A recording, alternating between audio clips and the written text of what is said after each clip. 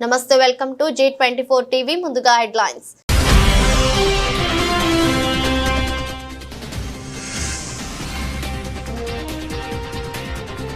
Skill university బోర్డుతో రేవంత్ రెడ్డి భేటీ. వర్సిటీకి ప్రభుత్వ తరపున 100 కోట్లు కేటాయిస్తామని వెల్లడి.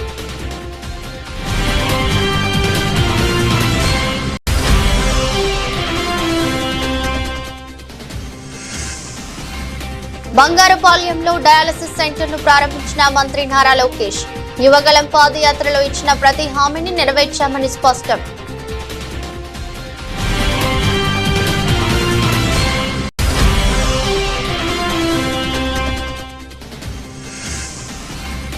భూమి యజమాని లేదా కౌలు రైతు ఎవరో ఒకరికే రైతు బంధు ఇస్తాం. ఆ ఇద్దరిలో ఎవరికి ఇవ్వాలి అనేది వాళ్ళిద్దరూ మాట్లాడుకొని తేల్చుకోవాలన్న మంత్రి తుమ్మల.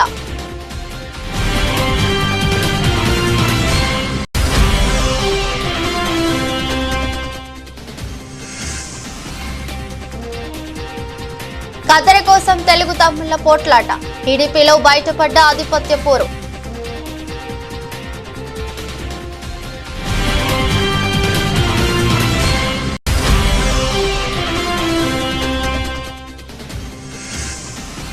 చెన్నై టెస్టు టీమిండియా 376 పరుగులకు ఆలౌట్. అద్భుత ప్రదర్శనతో ఆకట్టుకున్న అశ్విన్, జడేజా.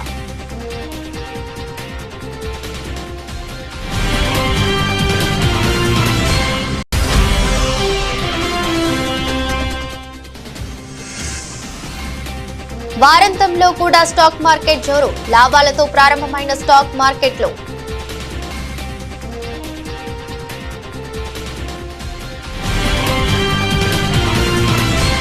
రాష్ట్రంలో కొత్తగా ఏర్పాటు చేసిన తెలంగాణ యంగ్ ఇండియా స్కిల్ యూనివర్సిటీని దేశంలోనే ఆదర్శంగా తీర్చిదిద్దాలని ముఖ్యమంత్రి రేవంత్ రెడ్డి పారిశ్రామికవేత్తలు, అధికారులకు పిలుపునిచ్చారు.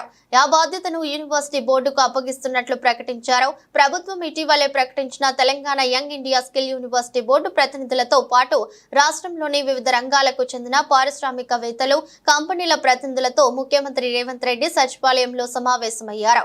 ఉప ముఖ్యమంత్రి బట్టి విక్రమార్క, పరిశ్రమల శాఖ మంత్రి Sridhar Babu, university board chairman Anand Mahindra, co chairman Srinivas Raju, board సభ్యులు పి దేవయ్య, సుచిత్ర, ఎల్లా సతీష్ రెడ్డి, ప్రభుత్వ ప్రధాన కార్యదర్శి శాంతి కుమారి, ప్రభుత్వ ప్రత్యేక ప్రధాన కార్యదర్శి జయేష్ రంజన్ పాల్గొన్నారు. ఈ సందర్భంగా ముఖ్యమంత్రి రేవంత్ రెడ్డి పారిశ్రామికవేత్తలను ఉద్దేశించి మాట్లాడారు. వీలైనంత వేగంగా తమ ఆలోచనలను ఆచరణలోకి తెచ్చామని, ఇకపై యూనివర్సిటీ బాధ్యతను బోర్డు చైర్మన్ ఆనంద్ మహీంద్రకు అప్పగిస్తున్నామని చెప్పారు. ఈ రంగంలో అనుభవంతో పాటు ప్రత్యేక గుర్తింపు ఉన్న మహీంద్ర ఆనంద్ స్కిల్స్ యూనివర్సిటీకి తన బ్రాండ్ ఇమేజీని తీసుకువస్తారనే నమ్మకం ఉందని సీఎం వ్యాఖ్యానించారు. బంగారుపాలెంలో మంత్రి నారా లోకేష్ పర్యటిస్తున్నారు. యువగళంలో ఇచ్చిన హామీ ప్రకారం కిడ్నీ డయాలసిస్ సెంటర్ ను ప్రారంభించారు. సెంటర్ ను పరిశీలించిన లోకేష్ రోగులతో మాట్లాడారు. అలాగే 30 పడకల ఆసుపత్రి ఆవరణలో రక్తదాన శిబిరాన్ని ప్రారంభించారు. తర్వాత ఆసుపత్రి ఆవరణలో మంత్రి నారా లోకేష్ మొక్కలు నాటారు. అనంతరం బంగాళపాలెంలో లోకేష్ ప్రజా దర్బార్ నిర్వహించారు. ఈ సందర్భంగా మాట్లాడుతూ యువగళం పాదయాత్రలో ఇచ్చిన ప్రతి హామీని నెరవేర్చామని స్పష్టం చేశారు. చిత్తూరు జిల్లాను సమగ్ర అభివృద్ధి చేసి రుణం తీర్చుకుంటానన్నారు. రేషన్ కార్డుల జారీకి పటిష్టమైన కార్యాచరణ ప్రణాళిక రూపొందించాలని ముఖ్యమంత్రి రేవంత్ రెడ్డి ఆదేశించారు. కొత్త రేషన్ కార్డుల కోసం అక్టోబర్ 2వ తేదీ నుంచి దరఖాస్తులను స్వీకరించాలని సీఎం సూచించారు. రేషన్ కార్డుల జారీకి సంబంధించిన విధి విధానాలపై ముఖ్యమంత్రి సచివాలయంలో ఉన్నత స్థాయి సమీక్ష నిర్వహించారు. ఈ సందర్భంగా రేషన్ కార్డుల జారీకి సంబంధించి మంత్రులు ఉత్తమ్ కుమార్ రెడ్డి, దామోదర్ రాజనరసింహ, పొంగులేటి శ్రీనివాస్ రెడ్డి అధికారులకు పలు సూచనలు చేశారు. అర్హులందరికీ డిజిటల్ రేషన్ కార్డులు ఇవ్వడానికి సంబంధించి కసరత్తు చేశారు. ఈ అంశంపై త్వరలోనే మరోసారి సమీక్ష నిర్వహించాలని నిర్ణయించారు. రైతు భరోసాపై కౌలు రైతు, భూ యజమాని మాట్లాడుకోవాల్సిన అవసరం ఉందని తెలంగాణ వ్యవసాయ మంత్రి తుమ్మల నాగేశ్వరరావు అన్నారు. రాష్ట్రంలో పంట పండించే రైతులకే రైతు భరోసా ఇవ్వాలన్నదే తమ ప్రభుత్వ ఆలోచనని చెప్పారు. ఢిల్లీలోని తెలంగాణ భవన్ లో ఏర్పాటు చేసిన మీడియా సమావేశంలో మాట్లాడారు. పంట ఎవరైతే పండిస్తారో వారికి ఆర్థిక చేయూత ఇవ్వాలని అందరూ చెప్తున్నారన్నారు. ఏపీలో మాదిరిగా కౌలు రైతు ఒప్పందాలు తెలంగాణలో లేవని, ఇక్కడి భూ చట్టాలు వేరు, ఏపీలో ఉన్న చట్టాలు వేరని అన్నారు. ఇటీవల వరదలతో వ్యవసాయ భూముల్లో పొలాల్లో గండ్లు పడినా ఇసుక మేటలు వేసిన నష్టపరిహారాన్ని భూ యజమానులు తీసుకోవాలని, పంట నష్టం మాత్రమే జరిగితే కౌలు రైతుకు ఇవ్వాలని చెప్పామని తుమ్మల తెలిపారు. రైతు బంధుపై సీలింగ్ విధించడంపై ఇంకా తుది నిర్ణయం తీసుకోలేదన్నారు. 2 లక్షల రూపాయలలోపు పంట రుణాలు ఉన్న 22 లక్షల మంది రైతులకు 18,000 కోట్లు మాఫీ చేశామన్నారు. రైతు బంధు అంటే పంటేసే రైతుకి కొద్దిగా చేయూత. నేను ఏదన్నా మిర్చి వ్యవసాయం చేసినా, వరి వ్యవసాయం చేసినా నాకు 40,000 50,000 ఎకరానికి పెట్టుబడి అవుతుంది.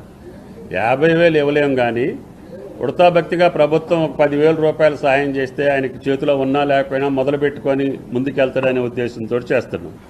ఇది వ్యవసాయానికి చేసినటువంటి రైతుకి చేతిలో పెట్టేటటువంటి చేయూత మాత్రమే.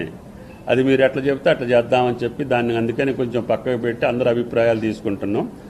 99% కాకుండా 200% చెప్పేది ఏంటంటే పంట వేసినటువంటి రైతుకి ఇవ్వటమే న్యాయం అని చెప్తున్నారు. దాన్నే ఇంప్లిమెంట్ చేయాలనేది కూడా రాష్ట్ర ప్రభుత్వం ఆలోచన. అది కౌలు రైతు మాట్లాడుకోవాల్సిన అవసరం ఉంది. ఆ విషయం కాడనే ఆలస్యం అవుతుంది. తిరుమల లడ్డు ప్రసాదంపై ఏపీ సీఎం చంద్రబాబు చేసిన తీవ్ర ఆరోపణలను టీటీడీ మాజీ చైర్మన్, రాజ్యసభ సభ్యుడు వైవి సుబ్బారెడ్డి ఖండించారు. లడ్డు తయారీలో పందితో నెయ్యిని ఉపయోగించారని, నీచమైన ఆరోపణలు చేశారని, చంద్రబాబు తన వ్యాఖ్యలు వెనక్కి తీసుకోకపోతే చట్టపరంగా, న్యాయపరంగా ముందుకు వెళ్తామని వెల్లడించారు. వైసీపీ పార్టీని బదనాం చేయడానికి దుష్ప్రచారం చేస్తున్నారని మండిపడ్డారు. తాడేపల్లి వైసీపీ కార్యాలయంలో ఏర్పాటు చేసిన మీడియా సమావేశంలో మాట్లాడారు. రాజకీయ దురుద్దేశంతో తీసుకున్న నిర్ణయం కాదని, తిరుమల పవిత్రతను కాపాడుకోవడానికి ప్రపంచ వ్యాప్తంగా ఉన్న శ్రీవారి భక్తుల మనోభావాలు దెబ్బతినకుండా ఉండడానికి న్యాయస్థానాలను ఆశ్రయిస్తామని వెల్లడించారు. అవసరమైతే ఆరోపణలు చేసిన వ్యక్తులపై పరువు నష్టం దావా వేస్తామని హెచ్చరించారు. రాష్ట్రంలోనూ దేశంలోనూ ఉమ్మడి ప్రభుత్వాలు అధికారంలో ఉన్నందున తిరుమలపై చేస్తున్న ఆరోపణలపై ఎలాంటి విచారణనైనా వేసుకోవాలని సూచించారు. చంద్రబాబు నాయుడు గారు ఎవరైతే మాట్లాడారో దీనిపై వాళ్ళు స్పందించాలి. వాళ్ళ దగ్గర ఏమైనా ఆధారాలు ఉంటే నిరూపించాలి. లేకపోతే తప్పకుండా దీనిపై డిఫామేషన్ కేసేసేదానికి అన్ని విధాల ఏర్పాట్లు చేస్తాం. ఇక్కడేదో మన హైకోర్టులోనో ఇంకో హైకోర్టులోనూ కాకుండా, ఎందుకంటే స్వామివారి భక్తులు ప్రపంచవ్యాప్తంగా ఉన్నారు కాబట్టి దీన్ని అవసరమైతే సుప్రీంకోర్టులో కూడా దీనిపై కేసేసే కార్యక్రమం చేస్తామని చెప్పి ఈ సందర్భంగా తెలియజేసుకోండి. ఇవే కాదు, ఇట్లా ఆరోపణ చేసేదానికి ఆలోచిస్తున్నారు. కానీ గత 5 సంవత్సరాల్లో మా ప్రభుత్వం చేసిన మెరుగైన కార్యక్రమాలు తిరుమల తిరుపతి దేవస్థానంలో ఎన్నో ఉన్నాయి. అవన్నీ పక్కన పెట్టి వీళ్ళు దుష్ప్రచారం చేయటం కోసం, మా మీద నింద మోపటం కోసం, రాజకీయ లబ్ధి కోసం, స్వార్థ ప్రయోజనాల కోసం ఆరోపణలు చేసే కార్యక్రమం, ఇంతటి ఘోరమైన ఆరోపణలు చేసే కార్యక్రమం చేస్తున్నారని చెప్పి తెలియజేసుకుంటున్నా. అదేవిధంగా vigilance commission, vigilance and enquiry department అని నోటీసులు ఇచ్చారు అందరికీ. మాకు ఇచ్చారు, మిగతా ఆఫీసర్లు కూడా ఎవరెవరికి ఇచ్చారో నాకు తెలియదు. ఇచ్చినప్పుడు మేము చెప్పాం, ఆ ఆఫీసర్లు మాకు రాస్తున్నారు, మా దగ్గర మెటీరియల్ ఉంటుంది. నేను ఎప్పుడో 3 సంవత్సరాలు 4 సంవత్సరాలు చైర్మన్గా ఉన్నా. వాళ్ళ దగ్గర అడిగిన ఇన్ఫర్మేషన్ నా దగ్గర ఉండదు. రికార్డు ఏదైనా పంపిస్తే ఏ నిర్ణయమైనా ఎట్లా తీసుకున్నామో ఏందో చెప్తామంటే మాకు ఇన్ఫర్మేషన్ ఇయ్యరు. ఇవన్నీ బోర్డు డిసిషన్స్, బోర్డులో డిసిషన్ ప్రతి నిర్ణయం బోర్డులో తీసుకుంది. బోర్డు సభ్యులతో పాటు ఎక్స్కప్షో మెంబర్స్ గవర్నమెంట్ సైడ్ నుంచి ఉన్నారు. అన్నీ తీసుకున్నాం, అన్ని నిర్ణయాలు తీసుకోవడం జరిగింది. ఇంప్లిమెంట్ చేసే ఆఫీసర్లు వాళ్ళ ప్రేమ ఏమి లేకుండా పేపర్లో వస్తుంది. నిన్నో మొన్నో ఒక పేపర్లో విజిలెన్స్ రిపోర్ట్ అయిపోయింది, 520 కోట్ల రూపాయల దోపిడీ జరిగింది అని చెప్పి పేపర్ రైటింగ్ వస్తుంది. సో ఏ స్థాయిలో దుష్ప్రచారం చేసే కార్యక్రమం చేస్తున్నారంటే చూడండి. దాని మీద కూడా ఈరోజు కోర్టుకు వెళ్తున్నారు. చార్మినార్ వద్ద ఎలాంటి లాఠీ చార్జ్ జరగలేదని Hyderabad police commissioner CV Anand స్పష్టం చేశారు. చార్మినార్ వద్ద మిలాద్ నబీ పండుగను ఉద్దేశించి ఏర్పాటు చేసిన డీజే వద్ద షార్ట్ సర్క్యూట్ అయి పక్కనే ఉన్న డీజిల్ ట్యాంక్ దగ్గరికి మంటలు వ్యాపించడంతో ఒక్కసారిగా మంటలు పెరిగాయని, అది అదుపులోకి తేవడం జరిగిందన్నారు. లాఠీ చార్జిని వస్తున్న పుకార్లన్నీ నమ్మొద్దని Hyderabad police commissioner CV Anand తేల్చి చెప్పారు. लाठी चार्ज नहीं है, कुछ नहीं है। यहाँ पर आपको पता है कि एक डीजे में आग लग गई थी, वो एक एक्सीडेंट है। और अगर वो डीजे का जो बैटरी है, अगर वहाँ से आग फैल के डीजल टैंक पे अगर उसको लग जाता तो बहुत बड़ा एक्सप्लोजन होता है। तो प्रोटेक्शन की वजह से, सेफ्टी मेजर्स की वजह से सबको बैरिकेड लगा के थोड़ा दूर रखना पड़ा, और उसको भी तोड़ के अगर थोड़े लोग आगे आए हैं तो उनको रिक्वेस्ट करके पीछे जाने के लिए कहा गया था। तो उसको लाठीचार्ज आप कहेंगे तो वो बुरी बात है, ये पब्लिक के सेफ्टी के लिए किया गया था। Thank you. వినుకొండ పట్టణంలో జూలై 17న జరిగిన రషీద్ హత్య కేసులో కోర్టులో పిటిషన్ దాఖలు చేసినట్లు మాజీ additional advocate general Ponnavolu Sudhakar Reddy తెలిపారు. రషీద్ హత్య మేరకు నుంచి నడిపించిన వారి పేర్లను కేసులో పోలీసులు నమోదు చేయలేదన్నారు. ప్రధాన నిందితుల పేర్లను కేసులో నమోదు చేయాలని వినుకొండ జూనియర్ సివిల్ కోర్టులో పిటిషన్ దాఖలు చేసినట్టు సుధాకర్ రెడ్డి తెలిపారు. కేసులో పెట్టలే, సాక్ష్యం మొదటి నుంచి కంప్లైంట్ లో గాని సాక్షులు చెప్పినటువంటి వాంగ్మూలంలో కానీ దాని ప్రకారం షమీం ఖాన్ను, ఆయుబ్ ఖాన్ అనే ముద్దాయిల ప్రోద్బలంతో వారి యొక్క ప్రోద్బలంతో జరిగిన హత్య అని చెప్పబడినా కూడా వాళ్ళకి కేసులో ముద్దాయిలుగా పెట్టలేదు. అది చట్టపరంగా తప్పు కాబట్టి వాటి ముద్దాయిలుగా చేర్చుకుని మేము ఈరోజు కోర్టుకు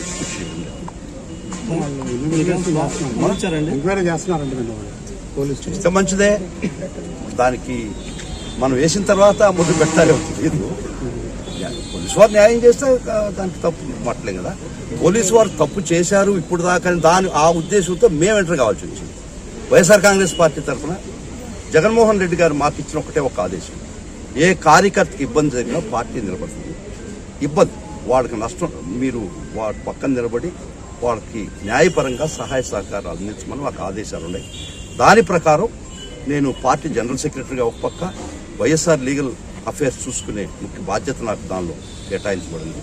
దాంతో ఇది నా బాధ్యతగా స్వీకరించి జగన్మోహన్ రెడ్డి గారు ఇచ్చిన ఒక్క మాటతో వారు చేసినటువంటి వాళ్ళ భాషతో నేను రావడం జరిగింది. వాళ్ళిద్దరిని ముద్దాయిని చేయడం జరిగింది. ఒకవేళ పోలీసు వారు కూడా చేస్తే పర్వాలేదు, అదే కోర్టులో కూడా చెప్పింది అదే. చేయలేదు కాబట్టి మేము రావడం జరిగింది, చేస్తే మంచిదే. దాని గురించి ప్రతి కార్యకర్తకి బాధ్యత ఇస్తుంది, భరోసా ఇస్తుంది. వైఎస్ఆర్ కాంగ్రెస్ పార్టీ ఏ కార్యకర్తకి ఇబ్బంది జరిగినా మేము ఉంటాం లీగల్గా, న్యాయపరంగా, చట్టసమ్మతంగా. పోలీసు వాళ్ళు దుర్మార్గమైన కేసులు పెట్టినా తెలపండి, మేము వచ్చి నిలబడతాం. న్యాయపరంగా మనం అన్యాయం చేయమని ఎవరు చెప్పరు, చేస్తే కూడా ఎవరు రక్షణకు రాలేదు. మనకి అన్యాయం జరిగినటువంటి పరిస్థితిలో ఏ వైఎస్ఆర్ కాంగ్రెస్ పార్టీ కార్యకర్తకి ఇబ్బంది జరిగింది, పార్టీ వైఎస్ఆర్ కాంగ్రెస్ పార్టీ ప్రతి వైఎస్ఆర్ కాంగ్రెస్ పార్టీ కార్యకర్త వెనక ఉన్నది అని మెసేజ్ మట్టుకిస్తున్నాం. చాలా స్పష్టంగా ఇస్తాం, చాలా దృఢంగా ఇస్తున్నాం ఈ మెసేజ్. ఢిల్లీ నుంచి గల్లీ దాకా ఏ కార్యకర్తకి నేను ఢిల్లీ నుంచి గల్లీ దాకా వకీల్ నేను మామూలుగా గల్లీ వకీల్ని. పరిస్థితులను ఢిల్లీ దాకా తీసుకుంది. రాష్ట్రంలో బీఆర్ఎస్ కార్యకర్తలు, నేతలపై కాంగ్రెస్ గుండాలు దాడులకు తెగపడుతుంటే పోలీసులు వత్తాసు పలుకుతున్నారని మాజీ మంత్రి జగదీష్ రెడ్డి ఆగ్రహం వ్యక్తం చేశారు. తాము కూడా ఎదురు తిరిగి తినడం మొదలు పెడితే లెక్క మరోలా ఉంటుందని హెచ్చరించారు. రాష్ట్రం ప్రశాంతంగా ఉండాలని ఓపిక పడుతున్నామని స్పష్టం చేశారు. రాష్ట్రంలోని ఇటీవలి పరిణామాలు కాంగ్రెస్ గుండాలపై చర్యలకు పట్టుబడుతూ డీజీపీ జితేందర్ కు బీఆర్ఎస్ ఎమ్మెల్యేలు ప్రశాంత్ రెడ్డి, వివేకానంద, పాడి కౌశిక్ రెడ్డి, డాక్టర్ సంజయ్, సీనియర్ నేత ఆర్ఎస్ ప్రవీణ్ కుమార్ తో కలిసి జగదీష్ రెడ్డి వినతి పత్రం అందజేశారు. అనంతరం ఆయన మీడియాతో మాట్లాడుతూ రాష్ట్రంలో శాంతి భద్రతలు అదుపు తప్పడానికి ప్రధాన కారణం సీఎం ఆయన వాడుతున్న భాష, ప్రవర్తనని తెలిపారు. బీఆర్ఎస్ నేతలు, కార్యకర్తలపై జరుగుతున్న దాడుల్లో పోలీసుల పాత్ర కూడా ఉన్నదని జగదీష్ రెడ్డి అన్నారు. ఇప్పటికే 4 సంఘటనలు జరిగాయని తెలిపారు. పోలీసులు ఎదుటే కాంగ్రెస్ గుండాలు దాడులు చేస్తున్నా చోద్యం చూస్తున్నారని వెల్లడించారు. పోలీస్ పరిస్థితి చాలా అధ్వానంగా ఉంది. కింది స్థాయి పోలీసులు కేవలం కాంగ్రెస్ నాయకులకు సంబంధించిన ఆదేశాలను పాటిస్తూ పై అధికారులను లెక్కబెట్టే స్థితిలో లేరు. పై అధికారులు చర్యలు తీసుకుంటారన్న భయం కూడా లేకుండా పోతా ఉంది. మేము గతంలో కూడా డీజీపీ గారికి కలిసి చెప్పినాం, మా వర్కింగ్ ప్రెసిడెంట్ కేటీఆర్ గారి నాయకత్వంలో. తిరుమలగిరిలో మా టెంట్ పైన దాడి చేసి టెంట్ పీకి వేసిన సంఘటనలో కాంగ్రెస్ పార్టీ కార్యకర్తలతో పాటు పోలీసులు కూడా పాల్గొన్నారు. అవి మేము వీడియోలతో సహా, ఫోటోలతో సహా కూడా ఇవ్వడం జరిగింది. అదేవిధంగా ఖమ్మంలో స్వయంగా మేము 4 మాజీ మంత్రులం, ఎమ్మెల్యేలం, 10 మంది పైగా ఎమ్మెల్యేలు కలిసి అక్కడ వరద బాధితులను పరామర్శించి వారికి మా స్థానిక నాయకులు, మా రాజ్యసభ ఎంపీ గారు వడ్డిరాజు రవిచంద్ర గారు, మా మాజీ మంత్రి అజయ్ గారు, మా మాజీ శాసనసభ్యులు పాలేరు ఉపేందర్ రెడ్డి గారు వారి స్వంత పైసలతోని ఏర్పాటు చేసిన కిట్లను వరద బాధితులకు అందిస్తూ మేం వారి మునిగిపోయిన వారి ఇళ్ళని చూసి వారికి ధైర్యం చెప్పి వస్తున్న క్రమంలో కాంగ్రెస్ పార్టీకి సంబంధించిన కొద్దిమంది గుండాలు ఒక గల్లీలో అడ్డుకొని మా కార్యకర్తలపై దాడి చేయడం, రాళ్లు వేసి ప్రజల్ని గాయపరచడం, ఆ తర్వాత స్వయంగా మా కార్యకర్తలు కారు కింద నెట్టేసి చంపే ప్రయత్నం చేయడం, ఆ తర్వాత స్వయంగా హరీష్ రావు గారు ముందు కూర్చొని ఉండగా హరీష్ రావు గారిపైనే దాడి చేసిన పద్ధతుల్లో రాయితోని కారు అద్దం పలగొట్టడం, వారి మీదనే దాడి చేసి కక్షపూరితంగా హత్యా ప్రయత్నం చేయడం, వీటన్నిటిపైన మేము అక్కడ కంప్లైంట్ ఇచ్చినాం. సిపి గారికి కూడా కలిసి మా నాయకులు చెప్పినారు. కానీ అక్కడ ఇంతవరకు కూడా ఎఫ్ఐఆర్ జరగలేదు, ఎటువంటి చర్య తీసుకోలేదు. రవీంద్ర భారతిలో కాంగ్రెస్ పార్టీ సీనియర్ నాయకులు వి హనుమంతరావు ఆధ్వర్యంలో ఓబీసీల నేతృత్వంలో టీపీసీసీ అధ్యక్షులు ఎమ్మెల్సీ బొమ్మ మహేష్ కుమార్ గౌడ్ కి సన్మాన కార్యక్రమం చేశారు. ఈ కార్యక్రమంలో సభను ఉద్దేశించి తెలంగాణ కాంగ్రెస్ అధ్యక్షులు ఎమ్మెల్సీ మహేష్ కుమార్ గౌడ్ ప్రసంగించారు. బీసీని బీఆర్ఎస్ అధ్యక్షుడిగా చేసే దమ్ముందా అని టీపీసీసీ చీఫ్ మహేష్ కుమార్ గౌడ్ ప్రశ్నించారు. టీఆర్ఎస్ కు కేసీఆర్ అధ్యక్షుడని, బీఆర్ఎస్ గా పేరు మారిన ఆయనే అధ్యక్షుడు, వర్కింగ్ ప్రెసిడెంట్ గా ఆయన కొడుకు అన్నారని విమర్శించారు. స్థానిక సంస్థల ఎన్నికల్లో బీసీ రిజర్వేషన్లను 42% నుండి 23% ఎందుకు తగ్గించారో ముందు బీఆర్ఎస్ నేతలు సమాధానం చెప్పాలని డిమాండ్ చేశారు. రాహుల్ గాంధీ వదిలిన బీసీ బాణాన్ని నేను ఎందుకు చెప్తా ఉన్నానంటే, ఉత్తర భారతదేశంలో ఉన్నటువంటి అగ్రవర్ణాలకి ధీటుగా కుల గణన జరగాలని, ఈ దేశంలో ఉన్నటువంటి ఎస్సీ, ఎస్టీ, బీసీ, మైనారిటీకి న్యాయం జరగాలని ఒక అకుంఠిత దీక్షతో ఆనాడు భారత్ జోడో యాత్ర నుంచి ఈనాటి వరకు ఏలెత్తి చాటుతున్నటువంటి మహానుభావుడు ఈ రకంగా చేస్తున్నాడు. కాబట్టే చంపేస్తామని బెదిరిస్తున్నటువంటి సందర్భం ఇవాళ.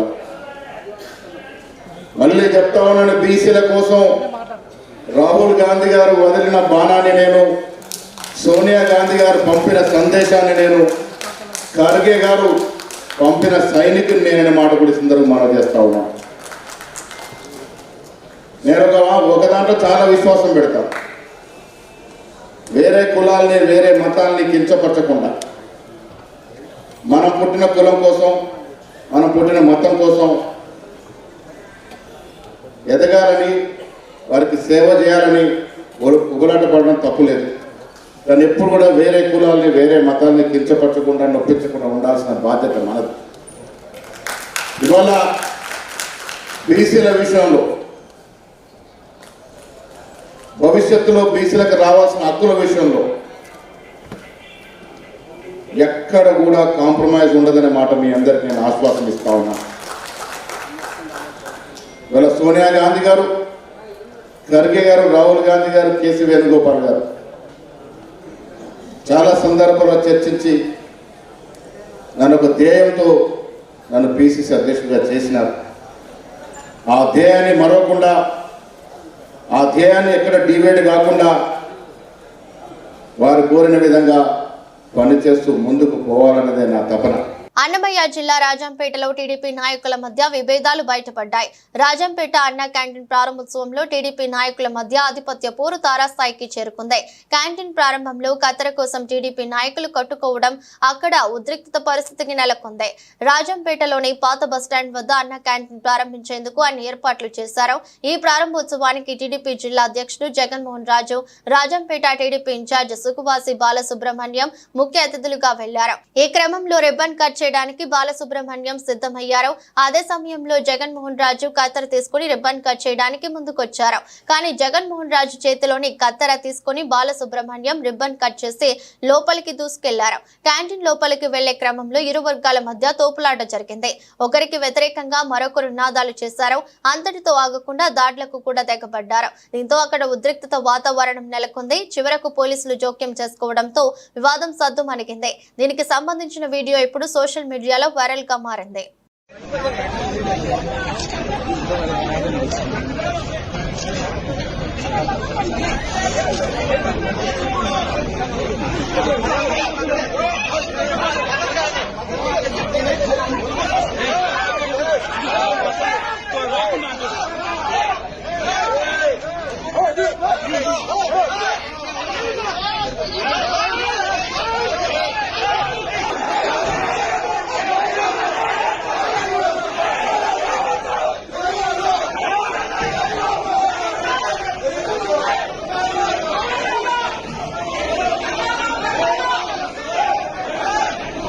తిరుమల లడ్డు వ్యవహారంపై చిలుకలూరి బాలాజీ అర్చకులు రంగరాజన్ స్పందించారు. శ్రీవారి లడ్డూలో జంతువుల కొవ్వు కలిపారని తెలిసి కోట్లాది మంది భక్తుల మనోభావాలు దెబ్బతిన్నాయి. ఉత్తమమైన ఆవు నెయ్యి కిలోకు 1000 ఉంటుంది, కానీ 320కి ఎలా కోట్ చేస్తారో అది కల్తీ నెయ్యి కావచ్చు అని దయచేసి బాధ్యులను శిక్షించాలని చిలుకలూరి బాలాజీ అర్చకులు రంగరాజన్ డిమాండ్ చేశారు. నమస్తే. The last 2 days I am seeing all the reports in the media about the raging controversy on Tirupati Laddu. It is not a controversy. It is directly hurting the sentiments of crores of people like us. Mostly the people who believe in the prasadam, people who believe in the Sanatana Dharma worship of the deity. What has happened is, we have been already saying that the process of tendering, when you purchase items for the Swami, like the ingredients for laddu, you go for the lowest bidder. The moment you go for the lowest bidder, you are asking for trouble. In fact, the best cow ghee today cannot be less than 1000 rupees per kg. How can a person quote 320 rupees? If somebody is quoting 320 rupees, I am not going exact amount value, but if he is quoting 320 rupees, every packet of that might be containing adulterated ghee. So it's a big hurting issue. We have to inquire into it and find the culprits and book them to take them to task. Tirumala laddu తయారీలో కల్తీ జరిగినట్లు వస్తున్న ఆరోపణలపై శ్రీవారి ఆలయ మాజీ ప్రధాన అర్చకులు రమణ దీక్షితులు ఆవేదన వ్యక్తం చేశారు. దేవుడి ప్రసాదాల్లో కల్తీ జరగడం విచారకరమని అన్నారు. తిరుమల శ్రీవారి లడ్డు నాణ్యత సరిగ్గా లేదని గతంలోనే అప్పటి చైర్మన్ ఈవో దృష్టికి తీసుకెళ్లాలని రమణ దీక్షితులు తెలిపారు. ప్రసాదాల పరిణామాలు కూడా సరిగ్గా లేవని ఫిర్యాదు చేశానని అన్నారు. కానీ తన తోటి అర్చకుల సహకారం అందించకపోవడంతో తనది ఒంటరి పోరాటం అయిందని అన్నారు. దీంతో తన పోరాటానికి ఫలితం లేకుండా పోయిందన్నారు. దీనివల్ల 5 ఏళ్లు మహాపాపం జరిగిపోయిందని ఆవేదన వ్యక్తం చేశారు. కూటమి ప్రభుత్వం అధికారంలోకి వచ్చిన తర్వాత తిరుమలను ప్రక్షాళన చేస్తానని ఏపీ సీఎం చంద్రబాబు చెప్పారని గుర్తు చేశారు. దానికి తగ్గట్టుగానే చర్యలు తీసుకున్నారని తెలిపారు. అయితే లడ్డూల తయారీలో కల్తీ జరగడం అనేది అనుకోకుండా బయటపడిందని అన్నారు. పరిమాణాల్లో కూడా మనం కోవిడ్ వచ్చినప్పుడు దాన్ని సగానికి సగం తగ్గించాము, వినియోగం తక్కువ, భక్తులు లేరని చెప్పి అది కూడా ఒక తప్పే. అప్పుడు కూడా నేను అబ్జెక్ట్ చేశాను. స్వామివారికి ఎంత పరిమాణంలో ప్రసాదాలు తయారు చేసి నైవేద్యం పెట్టాలనేది ఆగమ శాస్త్రం నిర్ణయిస్తుంది. స్వామివారి యొక్క పరిమాణాన్ని బట్టి, దేవాలయం యొక్క పరిమాణాన్ని బట్టి ఇంత ప్రసాదం స్వామివారికి నైవేద్యం చేయాలనేది ఆగమ శాస్త్రం నిర్ణయిస్తుంది. దాన్ని దిట్టం అంటారు. ఆ దిట్టం ప్రకారమే చేయాలి. దానికన్నా ఎక్కువ చేయడానికి ఎటువంటి అభ్యంతరాలు ఉండవు. కానీ చేయవలసిన దానికన్నా తక్కువ చేస్తే మట్టుకు అది అపచారం అవుతుంది. అది మొన్నటి వరకు కూడా అలాగే జరుగుతూ వచ్చింది. దాన్ని చాలాసార్లు నేను అధికారుల దృష్టికి తీసుకెళ్లాను. ఈవో గారు దాని మీద స్పందించలేదు. అది అలాగే జరుగుతూనే ఉండింది. ఇప్పుడు ప్రభుత్వం స్పందించి స్వామివారికి ప్రసాదాలు అనేకంగా తయారు చేసి నాకు తెలిసినంత వరకు మేము కైంకర్యం చేసేటప్పుడు గరుడ సేవ నాడు బంగారు వాకిలి వరకు సుమారుగా ఒక 100 గంగాళాలు ప్రసాదం నైవేద్యం పెట్టేవాళ్ళం. కాబట్టి దానికి అప్పర్ లిమిట్ అనేది లేదు, ఇంతకన్నా ఎక్కువ చేయకూడదు అనేది ఎప్పుడు లేదు. కానీ తక్కువ చేయడం మట్టుకు అపచారం అవుతుంది. దాన్ని ప్రభుత్వం దృష్టికి తీసుకెళ్తున్నాము. అది దిట్టం ప్రకారం స్వామివారికి ఏ వేళల్లో ఎంత ప్రసాదం నైవేద్యం చేయాలనేది దాన్ని తయారు చేసి శుచిగా శుభ్రంగా తాజాగా తయారు చేసి స్వామివారికి నైవేద్యం పెడితే స్వామి ఎప్పుడు ప్రసన్నులు అవుతారో అప్పుడు భక్తులకు అందరికీ కూడా మంచి జరుగుతుంది. రాష్ట్రము దేశం సుభిక్షంగా ఉంటుంది. గ్లోబల్ టెక్ దిగ్గజం యాపిల్ తన ఐఫోన్ 16 సిరీస్ ఫోన్ల విక్రయం శుక్రవారం తెల్లవారుజాము నుంచే దేశవ్యాప్తంగా ప్రారంభమైంది. ఏఐ సాంకేతిక తరహాలో యాపిల్ ఇంటెలిజెన్స్ తో శక్తివంతంగా రూపొందించిన ఈ ఫోన్లను కొనుగోలు చేసేందుకు కొనుగోలుదారులు యాపిల్ స్టోర్ల ముందు బారులు తీరారు. ముంబై, ఢిల్లీతో సహా పలు యాపిల్ స్టోర్ల బయట కొనుగోలుదారులు క్యూ కట్టారు. ఇందుకు సంబంధించిన వీడియోలు ప్రస్తుతం సోషల్ మీడియాలో వైరల్ గా మారాయి. IPhone 16, iPhone 16 plus, iPhone 16 pro, iPhone 16 pro max అనే 4 మోడళ్లను యాపిల్ తీసుకొచ్చింది. వీటిల్లో అధునాతన camera control button, action button అనే 2 కొత్త బటన్లను జత చేశారు. అదే విధంగా ప్రత్యేకంగా తయారైన కొత్త చిప్ A18 తో వచ్చింది. ఇదిలా ఉండగా ఐఫోన్ 16 ప్రారంభ ధర 79,900గా, ఐఫోన్ 16 ప్లస్ ప్రారంభ ధర 89,900గా, ఐఫోన్ 16 ప్రో ప్రారంభ ధర 1,19,900గా, ఐఫోన్ 16 ప్రో మ్యాక్స్ ప్రారంభం ధర 1,44,900గా ఉన్నాయి. ఈ ఫోన్లో 128 GB storage, 250 GB storage, 512 GB storage వేరియంట్లలో లభిస్తాయి. ఐఫోన్ 16 సిరీస్ ఫోన్లలో Apple intelligence US English version software app data వచ్చే నెలలో అందిస్తుంది. చెన్నైలోని MA చిదంబరం స్టేడియంలో బంగ్లాదేశ్ తో జరుగుతున్న తొలి టెస్ట్ మొదటి ఇన్నింగ్స్ లో టీమిండియా 376 పరుగులకు ఆల్అౌట్ అయింది. 339/6తో రెండో రోజు ఆట ప్రారంభించిన భారత జట్టు మరో 37 పరుగులు జోడించి మిగతా 4 వికెట్లు కోల్పోయింది.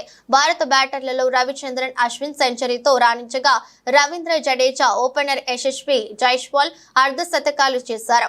మిగతా బ్యాటర్లలో రిషబ్ పంత్ 36 పరుగులతో పర్వాలేదనిపించిన రోహిత్ శర్మ, విరాట్ కోహ్లీ, శుభ్మన్ గిల్, KL రాహుల్ తీవ్రంగా నిరాశపరిచారు. ఇక 144 పరుగులకే కీలకమైన 6 వికెట్లు కోల్పోయి భారత జట్టు పీకలలోతు కష్టాల్లో ఉన్న సమయంలో అశ్విన్, జడేజా ద్వయం అందుకుంది. ఈ జోడీ 199 పరుగుల అమూల్యమైన భాగస్వామ్యం నెలకొల్పింది. బంగ్లా బౌలర్లలో హసన్ మహమూద్ 5 వికెట్లు తీయగా తస్కిట్ అహ్మద్ 3, నహీబ్ రానా, మోహదీ హసన్ చెరో వికెట్ పడగొట్టారు. అమెరికా స్టాక్ మార్కెట్లలో రాత్రిపూట లాభాల కారణంగా భారతదేశంలో స్టాక్ మార్కెట్లు కూడా వారాంతంలో లాభాలతో ప్రారంభమయ్యాయి. ఈ ప్రభావం ఇతర ఆసియా మార్కెట్లపై కూడా కనిపించింది.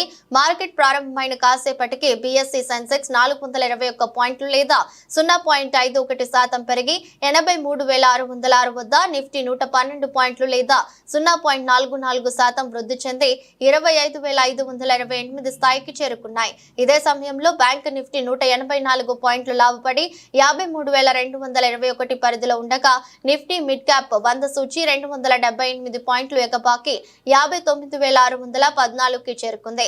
ఈ క్రమంలో JSW steel, coal India, HDFC life, Tata steel, Hindalco industries, Mahindra and Mahindra కంపెనీల స్టాక్స్ టాప్ 6 లాభాలతో ఉండగా అదే సమయంలో Cipla, NTPC, Tata motors, Bajaj finance, Titan company, Grasim, IndusInd సంస్థల స్టాక్స్ టాప్ 6 నష్టాల్లో ఉన్నాయి. అన్ని రంగాలలో మెటల్, రియాలిటీ సూచీలు 1.73% వరకు పెరిగాయి. కన్స్యూమర్ డ్యూరబుల్స్ మినహా ఇతర రంగాల సూచీలు కూడా గ్రీన్ లో ఉన్నాయి. ఈ క్రమంలో BSE small cap 0.59% లాభపడగా BSE mid cap 0.50% ముందంజలో ఉంది. వార్తలు ముగించే ముందు మరోసారి హెడ్లైన్స్.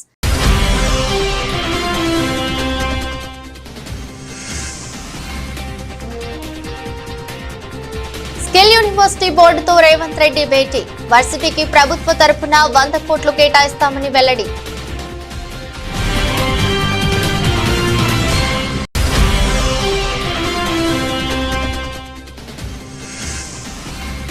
బంగారుపాలెంలో డయాలసిస్ సెంటర్ను ప్రారంభించిన మంత్రి నారా లోకేష్.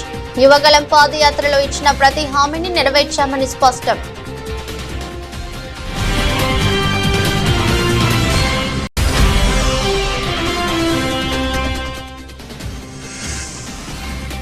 భూమి యజమాని లేదా కౌలు రైతు ఎవరో ఒకరికే రైతు బంధు ఇస్తాం. ఆ ఇద్దరిలో ఎవరికి ఇవ్వాలి అనేది వాళ్ళిద్దరూ మాట్లాడుకొని తేల్చుకోవాలన్న మంత్రి తుమ్మల.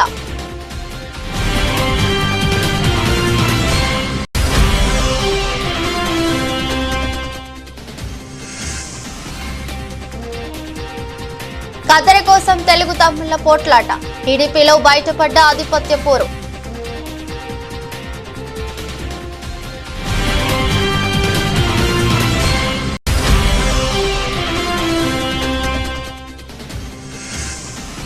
చెన్నై టెస్టు టీమిండియా 376 పరుగులకు ఆలౌట్. అద్భుత ప్రదర్శనతో ఆకట్టుకున్న అశ్విన్, జడేజా.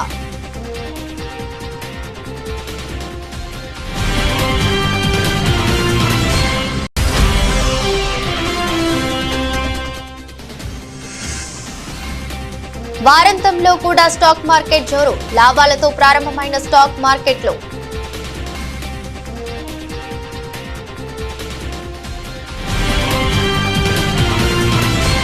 ఇది రోజు బులెటిన్. మరో బులెటిన్లో మళ్ళీ కలుద్దాం. అంతవరకు సెలవు. నమస్కారం.